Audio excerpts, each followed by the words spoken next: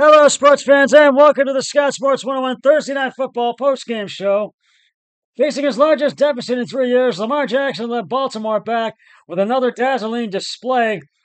He danced along the sideline on one scramble, turning a 20-yard loss into a 10-yard gain. He left his feet while throwing the winning touchdown pass, finding Rashad Bateman in the end zone with a flick of a wrist and a follow-through that looked almost like a basketball player's. Jackson threw 3 fourth-quarter touchdown passes, and the Ravens stopped Cincinnati on a two-point conversion with 38 seconds remaining to hold off the Bengals by 35-34 on Thursday night. The Ravens rallied from a 21-7 third-quarter deficit, overcoming a huge game from Cincinnati receiver Jamar Chase. It starts with Lamar, and oftentimes it ends with Lamar, Baltimore coach John Harbaugh said. But between Lamar and Lamar, there's a lot of great players out there that are surrounding him. I think that's kind of where our offense is at right now. Baltimore had 231 of its 389 total yards in the fourth quarter. Chase finished with 11 catches for 264 yards and 3 touchdowns, including a 5-yarder in the final minute to bring the Bengals, who fell to 4-6. Within one, Cincinnati, which lost to Baltimore in overtime last month, decided to go for a two-point and the lead. And Joe Burrow's pass for Tanner Hudson sailed high. We had our opportunity, Bengals coach Zach Taylor said. We got down there, went for 2, it just didn't work out for us. This team is going to continue to put us in good positions, and there's going to be a point in the season where that turns. The 14-point deficit was the largest for Baltimore, is now 7-3 since the finale of the 2022 regular season at Cincinnati, a game Jackson missed because of an injury. The last time the Ravens trailed by 14 with Jackson on the field was exactly 3 years earlier. On November 7th, 2021, Baltimore rallied from a 24-10 deficit to beat Minnesota 34-31. Cincinnati actually had the ball while up 14 in the third, but a fumble gave Chase Brown gave the Ravens a short field and a nifty scramble along the sideline. Jackson set up Derrick Henry's 1-yard touchdown run with the ball at the 11. Jackson dropped back and retreated all the way to the 30 before outrunning a couple rushers to the sideline, turning upfield and managing to stay in bounds all the way to the 1, just trying to make something happen. That's all that was, Jackson said. I was going to throw the ball away, but when I turned, I had room. In the fourth, Tylan Wallace turned a short pass into an 84-yard touchdown, barely staying in bounds, and himself, as a couple of Cincinnati defenders failed to stop him. Justin Tucker missed the extra point, but the Ravens were within 1. Cincinnati drove into Baltimore territory, but both on third and two.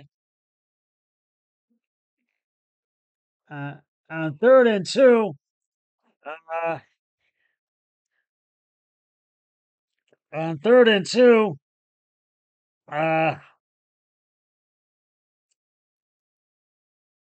Burrow threw an incomplete deep.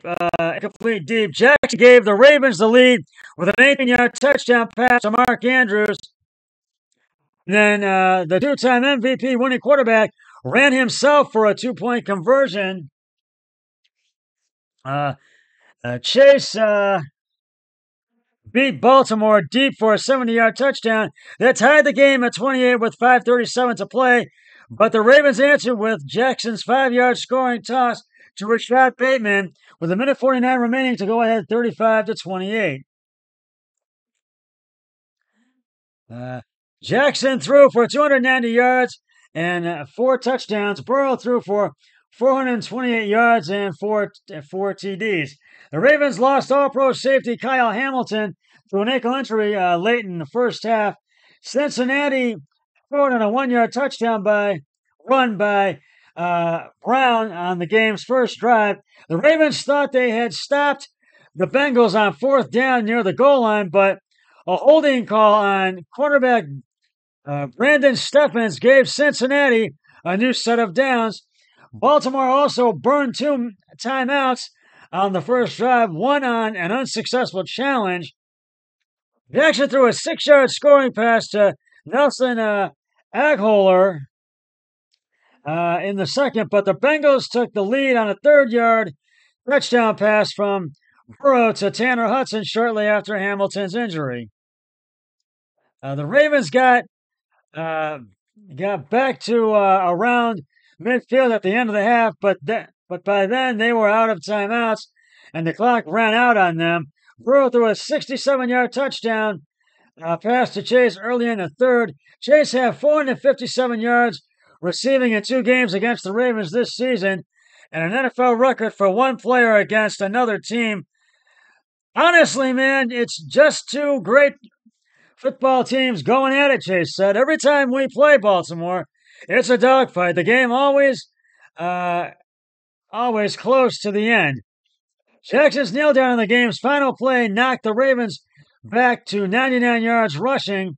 The Ravens had run for at least 100 in 42 straight games, one shy of the NFL record.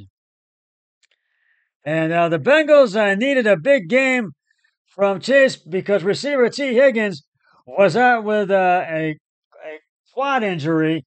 Harbaugh said Hamilton has a sprained ankle and the injury isn't too serious. Excuse me. Well, the Bengals will have to regroup and they will take on the Chargers next Sunday at SoFi Stadium in Inglewood, California. And next Sunday, the Ravens are at Askew Stadium in Pittsburgh to take on the Steelers. And right now, I have to give the game balls to the Baltimore Ravens. I got to give them to them. Lamar Jackson, he was on the passing end of it. 25 of 35 carries and attempts passing, 4 touchdowns. On the rushing end of it, Derrick Henry, 16 attempts, 68 yards, 1 touchdown. And Tylan Wallace, he was on the receiving end of it. 3 receptions, 115 yards, 1 touchdown. Bengals fall to 4-6, and the Ravens go to 7-3. Well, we have a full day of NFL action tomorrow, beginning at 9:30 a.m. in London, England, when the Giants and the Panthers will square off. And then the 1 o'clock games, the Patriots are in Chicago to take on the Bears. The Bills are in Indianapolis to take on the Colts. The Vikings are in Jacksonville to take on the Jaguars. The Broncos are in KC to take on Mahomes and the Chiefs. Atlanta is in New Orleans to take on the Saints.